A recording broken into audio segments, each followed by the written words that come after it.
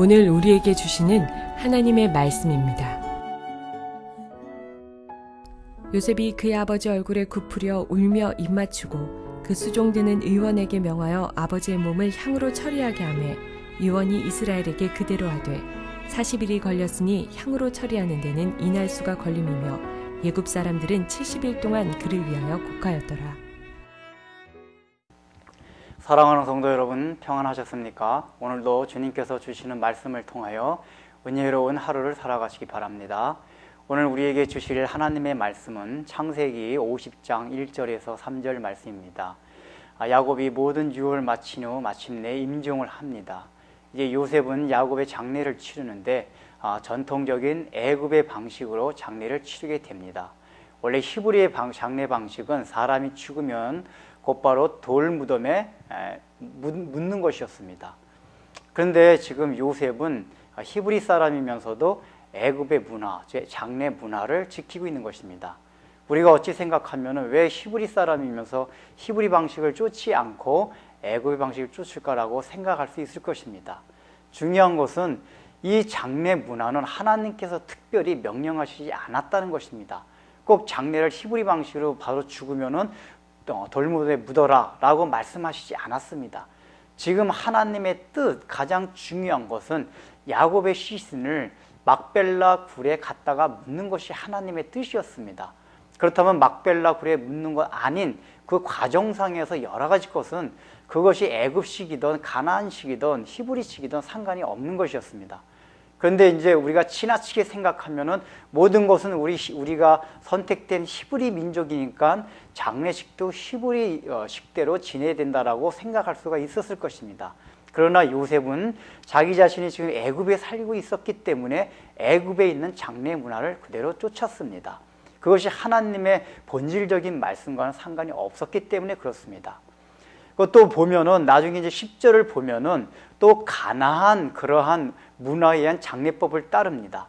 이제 모든 행렬들을 이끌고 요단강 건너편 아다 타작마당에 이르러서 7일 동안 요셉이 애곡을 한다고 나오고 있습니다. 바로 이것이 전통적인 가나안의 장례 문화였습니다. 사람이 죽으면 7일 동안 그 사람을 위해서 애곡해 주는 것이 가나안의 장례 문화였습니다. 그리고 마지막에 이제 막벨라굴에 묻게 됩니다. 결국은 지금 요셉은 야곱의 장례를 애굽식, 가나안식, 그 다음에 히브리식 다 세 가지를 거쳐서 치르게 되는 것입니다. 지금 성경이 왜 이것을 보여주고 있습니까? 이런 형식적인 문제가 본질이 아니고 중요하지 않다는 것을 말합니다. 지금 오히려 요셉은 이렇게 애굽의 장례 문화를 통해 가지고 오히려 그 야곱의 시신을 막벨라 굴까지 썩히지 않고 올 수가 있었습니다. 만약에 히브리식으로 장세를 지냈다면은 이미 거기까지 오는 시간이 많이 있었기 때문에 썩는 과정을 통해서 그냥 유골만 된 것을 막벨라 굴에 묻힐 수 있었을 것입니다.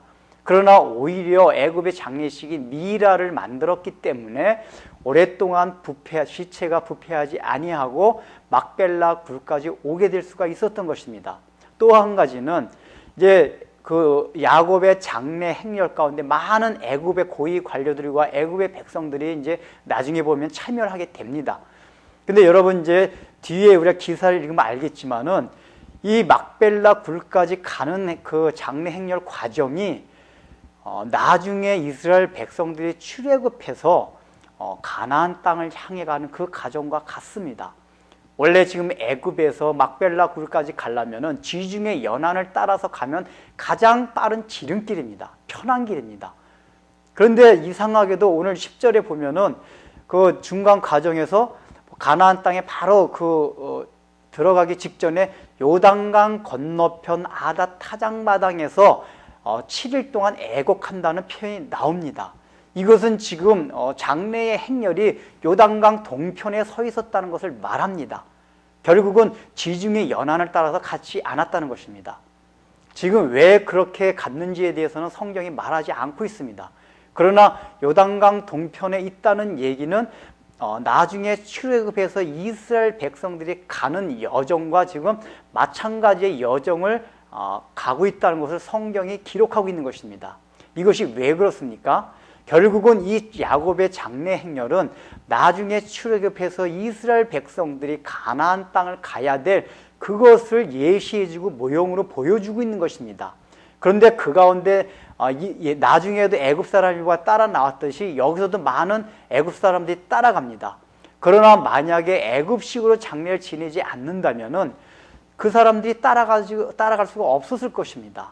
결국은 이런 것을 통해서 바로 하나님이 원하시는 그 행렬 가운데 이방인 애굽 사람도 끼겠다는 것을 말합니다. 이것은 사도 바울이 말한 바와 동일한 의미를 가집니다. 바울이 뭐라고 말했습니까? 고린도전서 9장을 통해서 내가 여러 모양으로 여러 모습으로 사람에게 나타난다고 말했습니다. 약한 자에게는 약한 자에게, 율법이 없는 자는 율법이 없는 자와 같이, 또 율법이 있는 자는 있는 자와 같이 내가 다양한 모습으로 나타나는 것은 몇 사람이라도 더 구원을 받게 하려 함이라고 바울이 얘기하고 있습니다. 바로 본질적인 것이 아닌 이상에는 문화적인 요소에 있어서는 너무나 그것을 주장하고 강조하지 말라는 것입니다. 신축성을 두라는 것입니다.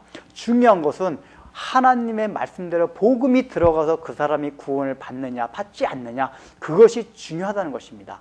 우리는 신앙생활하면서 기독교 문화와 복음을 혼동하는 경우가 있습니다. 그러나 기독교 문화라는 것은 복음이 아닙니다. 우리가 그저 기독교 문화는 지켜나갈 수 있으되 그것을 우리가 여러 가지 상황 속에서 복음과 부딪힐 경우에는, 복음의 본질을 전하는 데 있어서 장애거리가 될 때는 얼마든지 그것을 신축성 있게 우리가 바로 바꿀 필요가 있다는 것을 지금 성경이 말해주고 있는 것입니다. 그래서 우리가 신앙생활을 하면서 자기 어떤 쓸데없는 고집과 신념을 가지고 신앙생활하는 그런 오류를 범하지 말라는 것입니다. 복음의 본질에 충실하고 우리가 사람을 구원하는 그 일에 우리의 전력을 다하고 우리의 신앙생활에 포커스를 맞춰야 한다는 것을 말하고 있는 것입니다. 기도하겠습니다. 하나님 아버지, 요셉은 지금 야곱의 장례를 치르면서 애굽의 문화와 또 가나안의 문화와 히브리 문화를 다 혼용해서 지금 장례 문화를 치르고 있습니다.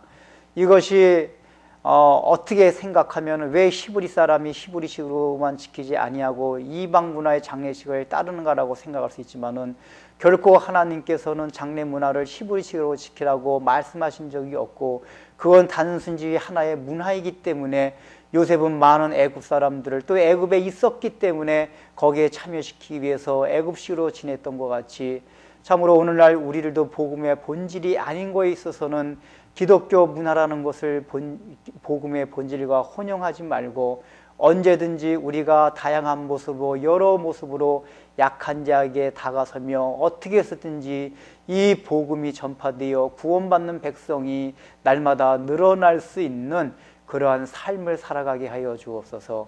예수님의 이름으로 기도드립니다. 아멘.